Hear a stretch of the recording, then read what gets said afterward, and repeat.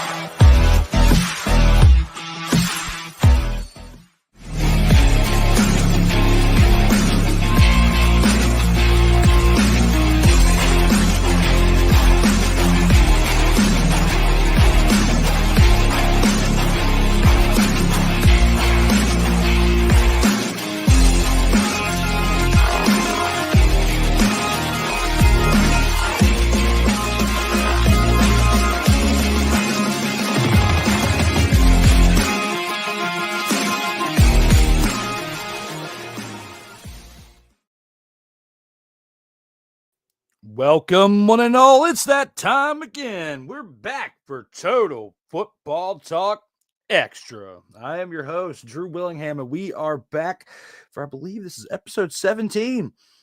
17 straight weeks of Total Football Talk Extra action as we are back a little bit later than what I normally do here on Fridays. I was waiting for an Amazon package to come through. Shout out to Amazon. I got what I needed. The last of the things, last of the things before the holiday season is here. As the holiday rush is here. December 20th, we are live for football action.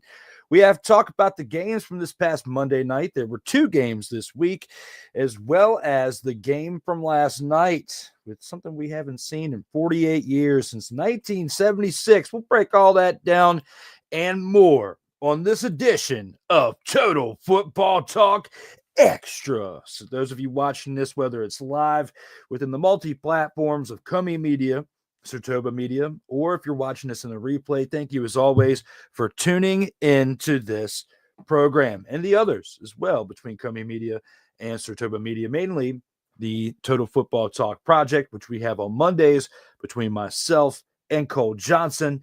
And in this project right here with Total Football Talk Extra, shout out to Ryan McCarthy, who is our guest host during the remainder of the CFL season to kick this show off. And shout out to the guests that we will have in the future, as right now just trying to keep this show going as far as this particular project right here until the end of the NFL season to cover the games that Cole and I cannot get because we go live on Monday mornings into the early Monday afternoons. But with all that being said, thank you as always for tuning in. Let's go ahead and take this into the opening drive where we actually recap those games that I just discussed. All right, let's go. We got trips, right? At 42, 989. On two. Ready? Hey!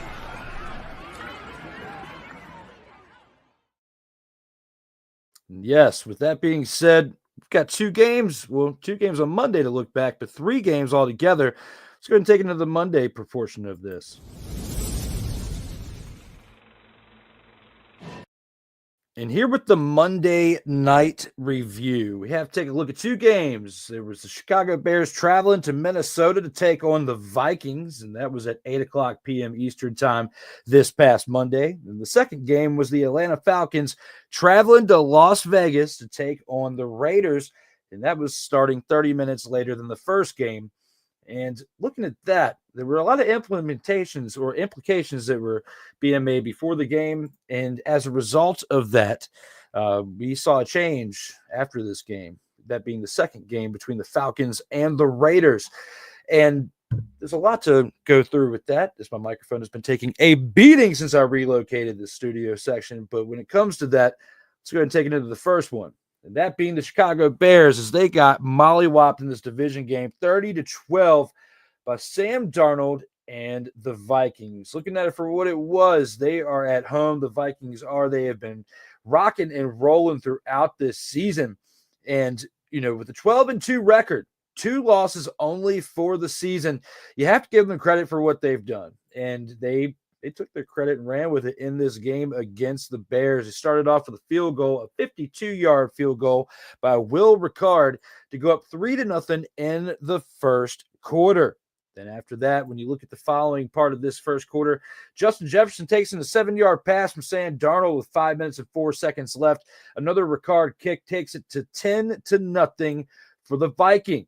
The Vikings would score again in the second quarter with only 4 seconds left. Well, I guess you could say the first half altogether with only 4 seconds left. They go up 13-0 going into halftime. Even though it's only a 2-possession game with it being 13-0, you got to think this game is definitely in the hands of the Vikings from the jump. Going into the third quarter, Cairo Santos says no, sir, as he kicks a 29-yard field goal to go up to decrease the deficit of 13-3 at this point, as the Bears finally get on the board with 7 minutes and 2 seconds left in the third quarter. Aaron Jones Sr. takes in a 1-yard carry for another touchdown for the Vikings to go up 20-3 with 1 minute 38 seconds left in the third quarter. My apologies. Not the first, but the third quarter. Beyond that, you got to look into the fourth as the Bears finally would get another score on the board. Another field goal by Cairo Santos, 39-yard field goal to go and take the deficit to 2 possessions as they were only down 20-6. Cam Akers would add a field goal for the Vikings to take the lead up to 27-6 with 10 minutes and 14 seconds left in this game. After that, Keenan Allen would get the final score for the Bears, an actual real score besides a field goal. He would take a 16-yard pass from Caleb Williams. A failed 2-point conversion would have them reeling at 27-12. The Vikings would score another field goal with 1 minute and 12 seconds left in the game to increase the lead by 18 points. And the odds of them winning would continue to be in their favor as they would win by that final score of 30-12 for this matchup, for this divisional matchup, for a game that means a lot to the Vikings. Not as much to the Bears because they have played like dumpster Pelicans since the Hail Mary game. Sorry, Caleb Williams. Yes, my man JD made it happen with that Hail Mary play. But beyond that, when you look at this game, this review from this 2-game night, the first of 2, this one was pretty lopsided. The next one that we're going to talk about was pretty close, but there were some ramifications from this game. And the ramifications decided to be at the quarterback position for the Atlanta Falcons as a result of what happened in this second of 2 games for Monday night. The Atlanta Falcons traveling to Las Vegas, LV, to take on the Raiders. And this game again started at 8:30 p.m. Eastern time. And yes, this was definitely a game that you would not look at and say it's going to be a close contest and it's going to be a high-scoring one of that. We would have thought that the Falcons would have been able to come in here and win easily by 2 touchdowns. I thought this was going to be the Kirk Cousins bounce-back game.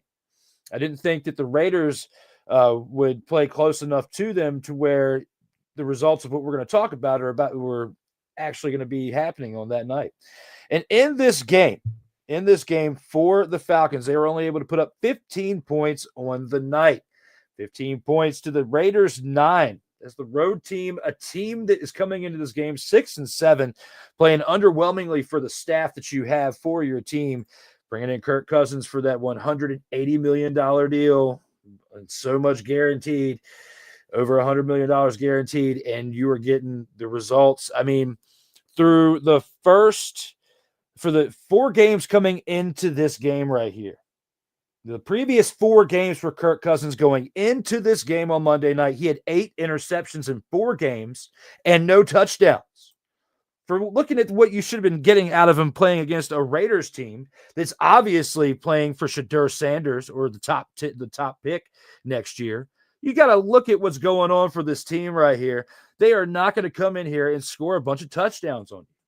This is Kirk Cousins' opportunity to come back from the previous 4 weeks and to prove that he is not only worth the money, but he is still a leader for the team. Well, he comes into this game, 8 interceptions in the previous 4 games, and lays a dud again, as he only throws for 112 yards on the day. 112 yards.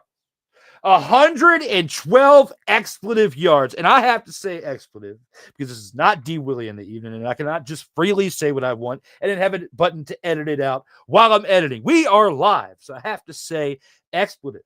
Right now, you come into this game, you're playing the Raiders, You should get more out of Kirk Cousins. And what do you get out of him? 112 yards. 11 completions out of 17 passes. Well, for a rookie quarterback, that wouldn't be horrible if he had 11 of 17, but he should be putting up more than 112 yards. For what you're paying Kirk Cousins in the previous 4 weeks, getting 8 interceptions, no touchdowns. And you get 112 yards playing against a team like the mother-fathering Raiders. God, getting animated right here. I got to calm down. Past the history, I cannot get so animated. So, yes. Back Kirk Cousins. He had some good days with my team back in the day. Had some good days with the Vikings. And it looks like the Vikings made a good move by saying goodbye to Kirk Cousins over the offseason and not re-signing him. The Falcons are going to be giving him a lot of money, and especially if he doesn't end up playing, I can see a situation like Russell Wilson in his future, but we'll get to that because we're not even done reviewing this game yet. So again, 11 of 17 for 112 passing yards, 1 touchdown, 1 interception, total for the game. So for the past 5 games, Kirk Cousins has had 1 touchdown, which came in this game in the 5th one, and 9 interceptions. We'll get back to that in a minute. The rest of this team, the production got wasted. I wouldn't say wasted because they won. I mean, they won, I would say, based on the production of their running back, Bijan Robinson, who on 22 carries brought up 125 yards on the ground. So the establishment of the run, the flow of the offense was going exactly how it should have been through the running game because, you look at teams that are winning in viable playoff positions beyond just clinching the division. And I'm talking about those 3 wild card spots. Those 3 teams right now on paper who are in those 5th, 6th, and 7th seeds. Right now, if the season ended, including Washington, they all have been able to establish the run this year.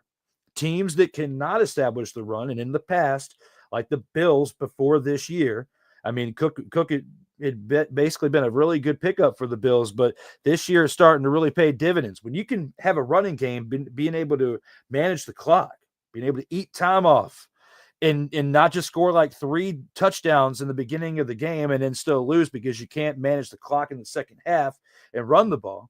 These are the teams that can win games, and that's why the Falcons are still at a decent record at 7-7 at this point. And it's all based on Bijan Robinson. The reason why they are 7-7, there are some games where Kirk Cousins played really well at the beginning of the year, but it looks like he didn't have enough time to rehab, or his older age, as far as being an athlete, is catching up to him. Just like in some cases, we could say the same in New York for Aaron Rodgers. This has been more of a decline, I would say, in Kirk Cousins' case, because in Kirk Cousins' case, he literally just doesn't look like he has any zip on the ball. So looking at it for what it is, when it goes to Aaron Rodgers, when it goes to Kirk Cousins, even though one is 4 years older than the other, because I believe Kirk Cousins is only 36, it's pretty steep decline in 5 weeks. And it's only because the weather's getting colder outside. I don't motherfather and think so. Now, when you put it all into perspective, Kirk Cousins in this game could have cost them the game with that 1 turnover. I don't think the Raiders were going to let that happen. And if it wasn't for Drake London making that play that he did in one of his 3 receptions to get that touchdown for Kirk Cousins, he would have gone 0 for 9 in 5 weeks. So, looking at it for what it is, Kirk Cousins in the second game of this 2-game night for Monday Night Football, I would have to say was my Dumpster Pelican player of the game, if I were to pick a Dumpster Pelican player of the game. And we already know what a Dumpster Pelican looks like. And for that, I'm going to flip it on over to the Total Football Talk side, to that side of the clips here. Bring myself up here on the Total Football Talk side and click a specific award for him, that being Kirk Cousins. And this right here, number 1 Dumpster Pelican. Look at that beak right there. Look at the beak on old Kirk Cousins, the beak on that far right side. As even though his team won for 5 consecutive weeks, Kirk Cousins has given them an...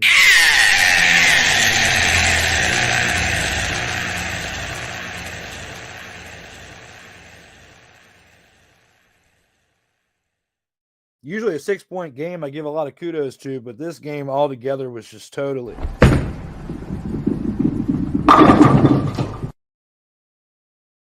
I mean, do you blame me? Do you blame me whatsoever for feeling this way? You can say the same for the first game between the two of this 2-game night on Monday Night Football. They both were bull and shoe ugly.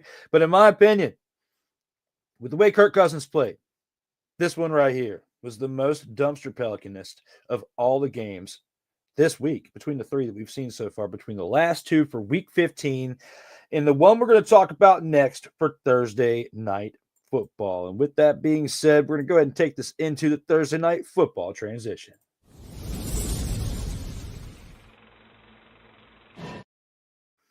And not the grand champ of the week, wrong button. This right here, Thursday night football, back on the screen, back in action for this week for episode 17 of Total Football Talk. And thank you to those of you who are tuning in live or during the replay, as through 17 episodes, this has been a staple of the Total Football Talk family for now over 4 months. For 4 months and a week, this is what's been going on with the TFT Extra 2.0. And when it comes to that Thursday night football, we got to take a look at the Denver Broncos and the Los Angeles Chargers. And that's why, right here, the Chargers make first fair catch kick in the NFL since 1976. And this was to end the first half, ladies and gentlemen. This right here, you can argue it was the beginning of the momentum shift for this team right here on Thursday night football between the Broncos and the Chargers, as the Broncos were pretty much smacking around the Chargers in the first half. I mean, they weren't molly-whopping them by a lot of points, but what they were doing was they were beating them on the ground, and they were beating them not only on the ground but in the air. I mean, they were doing what they were supposed to. Bo Nix was not turning the ball over, and on the day he completed 29 of 40 passes for 263 yards and 2 touchdowns. I mean, not only he had the will to will himself through this and get this win, but the Chargers on the other side were saying, no, I don't think so. As the one that had the real willpower here was Justin Herbert, as this team would come back and win 34-27 by the end of this game right here. And you look at it, Herbert, 23 of 31 for 284 passing yards, 2 touchdowns, and 1 interception. The 1 interception did not cost him because Gus Edwards, throughout the majority of the game, first half into the second before he got hurt, 14 carries for 68 yards and 2 touchdowns on the day. Looking at that for what it is, Gus Edwards is definitely a big part of this comeback for the Chargers here in the second half of this game. But also, looking at it for what it was too, Gus Edwards, between the first and the third quarter, putting up 2 of those touchdowns, he would bring the deficit to within 5 in the third quarter, but starting the game out, when we look at the first quarter, and before we get all that through with the third, Audric Estime, if I said his name right, I might have butchered it, but 3-yard run by this guy. They would take a 7-0 lead for the Broncos into the first quarter. Gus Edwards, as I was speaking of him earlier, the first of his 2 touchdowns would come in the first quarter to tie the game up at 7 with 3:09 left in the first quarter. After that, in the second, Michael Burton would score on a 1-yard pass from Bo Nix. Broncos would go up 14-7. Cameron Dicker would answer on the other side with a 37-yard field goal for the Chargers, as they would decrease the deficit to 14-10. Devon Vale, 6-yard pass from Bo Nix with a Will Lutz kick would go up 21-10 for the Broncos. It was 6 minutes and 22 seconds left in the second quarter and in the first half. At the end, though, based on a penalty, Cameron Dicker would take with basically the first of since 1976. The first fair catch kick in the NFL since 1976 would take place with 0 seconds left in the first half, as there was a penalty on a kick return that would happen, and that's what would give them the ball and the opportunity in field goal range to kick the field goal and take this game into a 13-21 game. The Chargers will be down by 8 points going into the half, and coming into the third. Will Lutz would kick a 41-yard field goal for them to go up 24-13. The Broncos, with 8 minutes and 31 seconds left in the third quarter, were feeling like they were having this game in hand, but Gus Edwards would answer with the 5-yard run on the other side for the Chargers with 2 minutes and 58 seconds left in the game. They would only be down 24-19 on a 5-point deficit at that point. After that, Gus Edwards would get hurt shortly after this touchdown, but the team would still continue to roll as Darius Davis would take in a 19-yard pass from Justin Herbert. A Joshua Palmer 2-point pass from Justin Herbert would take this game into a 3-point lead for the Chargers with 12 minutes and 23 seconds left in the fourth quarter. With another 34-yard pass from Justin Herbert after that with 2 minutes left in the game, they would go up by 10 points, and the Broncos would answer with the field goal by Will Lutz with 57 seconds left. He would kick a 55-yard field goal, and at this point, they would go down 34-27, which would be the final score of this game because on a failed onside kick by the Broncos after that, the Chargers would get the ball, run the clock out, and that's how the game would end this past Thursday night. If I were to say it's really hard to give a dumpster Pelican award here because both teams played pretty solid in this game, in my opinion. So I'm just going to go ahead and say that there were no dumpster Pelicans in this game, and they played the best that they could. And if you feel bad about it, I mean, somebody had to take the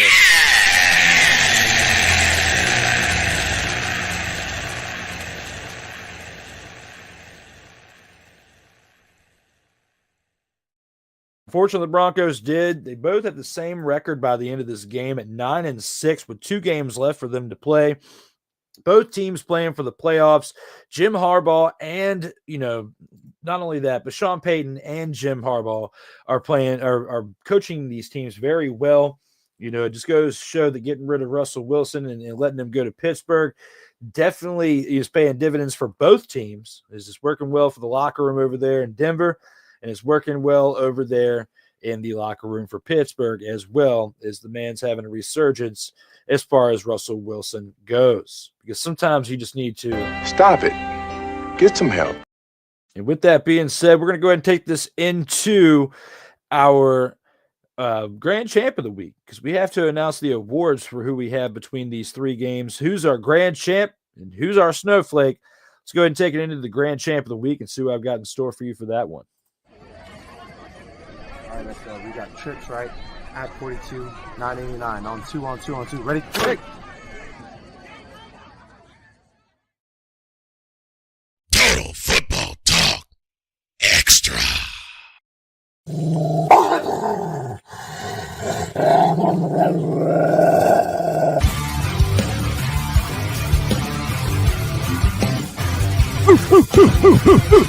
Where my dogs at? We have to bring up our dogs for this one. And when we speak of our dogs, we'll talk about our Grand Champ of the Week. And for our Grand Champ of the Week between Monday and Thursday nights, games between the 3 games, I'm going to go with Justin Herbert. Even though he threw an interception, he was 23 of 31 for 284 passing yards, 2 passing touchdowns, and did have 8 rushes for 28 yards on the ground. He led the Chargers to a comeback win in Week 16 over the Broncos in a divisional game where both teams are playing for the playoffs. Because of his poise, because of him staying calm in this one, I got to give it to him for my choice for this episode for Total Football Talk Extras Grand Champ of the Week.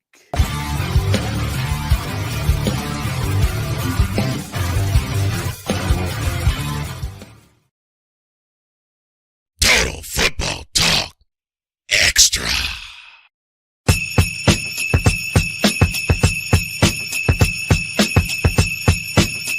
Oh, yeah, it's that time for the Snowflake of the Week. And unfortunately, I have to give it to this guy, and I didn't want to, but I have to because of his performance, especially with how animated I got earlier in this program. Got to give it to Kirk Cousins. 11 of 17 completions out of attempts, 112 passing yards, 1 touchdown, and 1 interception. Surprisingly, I haven't picked him in these past 4 weeks because he did have 8 interceptions in the past 4 games. Now through 5 games in weeks 10 through 15. Kirk Cousins, 1 touchdown and 9 interceptions. And because of what he did in this past game, which ultimately led to what we're about to talk about next. This is why I chose him as my choice for Snowflake of the week. Unfortunately, that being Kirk Cousins, and unfortunately, I had to give it to somebody. With that being said, we're going to go ahead and take it into the post game where I talk a little bit more about the Falcons and Kirk Cousins. As long as it's one. Oh, that's great. I love it.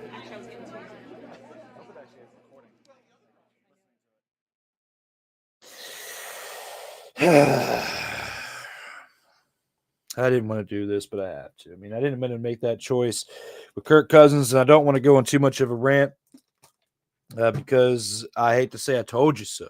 I mean, Corey Mann and I talked about this, not because the injury really is so much, but we talked about the fact that Kirk Cousins and getting that money and the Atlanta Falcons, they were going to turn to Penix sooner than what we thought.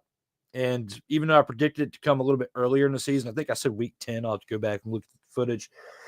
I'd said it was going to happen this year, and sometimes I don't like being right about things, but I just had a feeling this time it was going to be something similar to this case.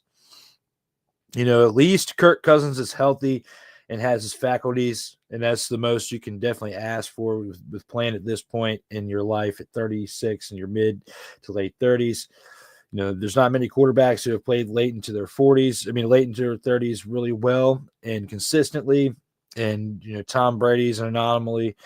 You know, Brett Favre played well up until like 39, 40, and I think age 41 season was that really bad last year in Minnesota. You know, and you see what's going on with Aaron Rodgers, and you look at Drew Brees' last year in New Orleans, and there's a lot that you can definitely take away from seeing quarterbacks of the past. And I don't want to say that Kirk Cousins is done.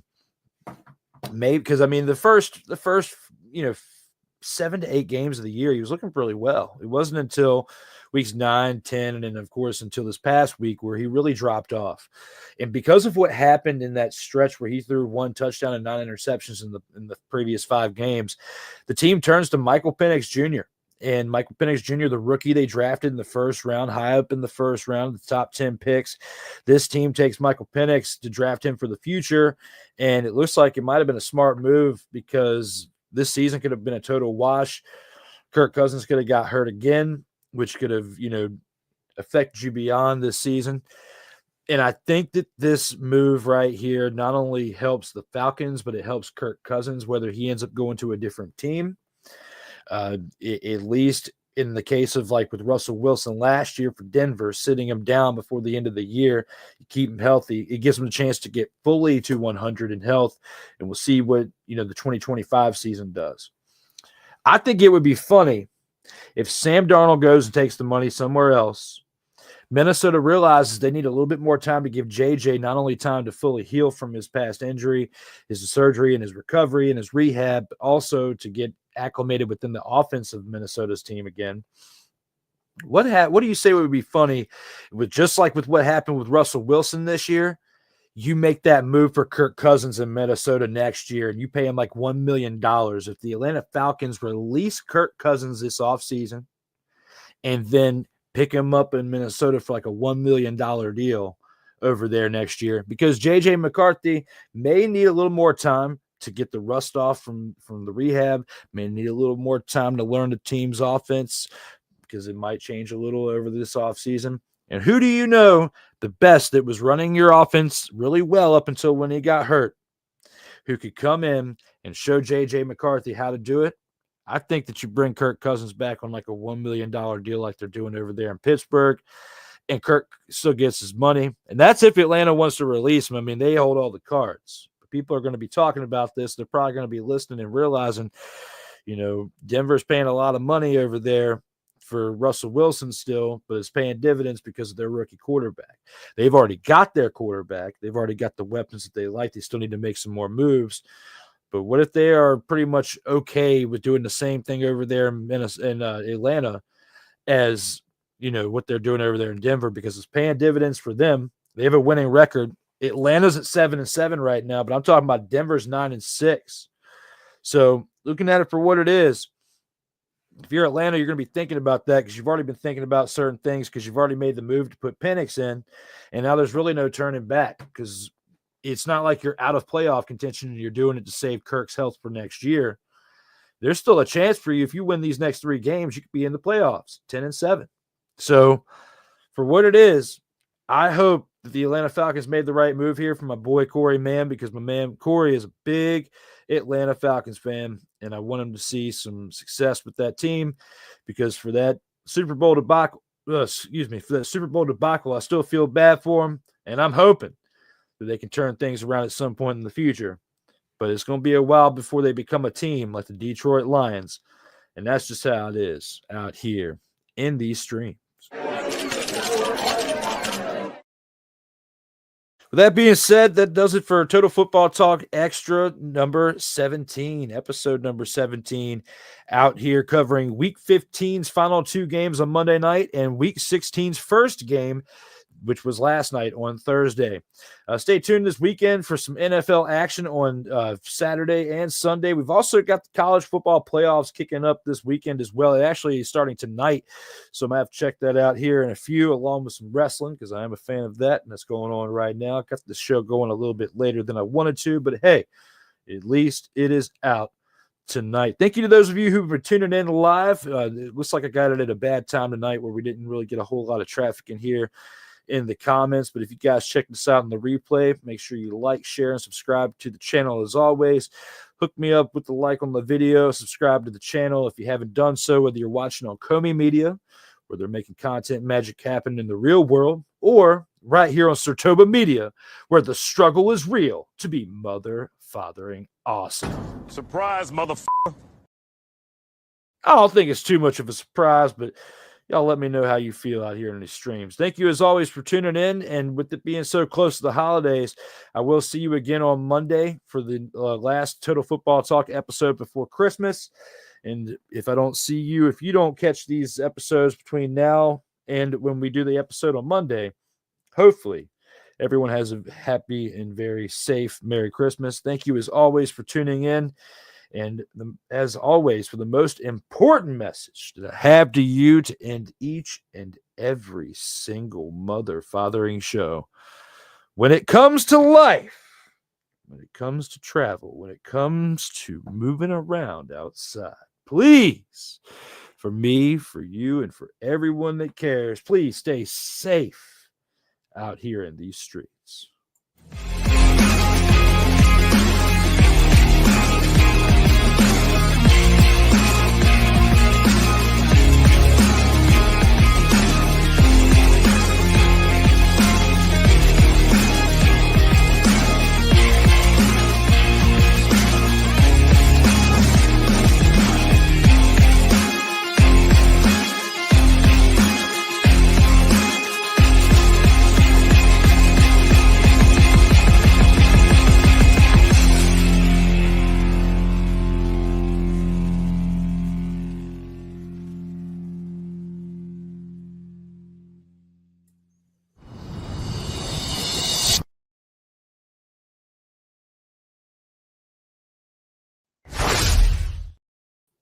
You don't have to go home, but you got to get yourself on up out of here. And again, as always, happy holidays.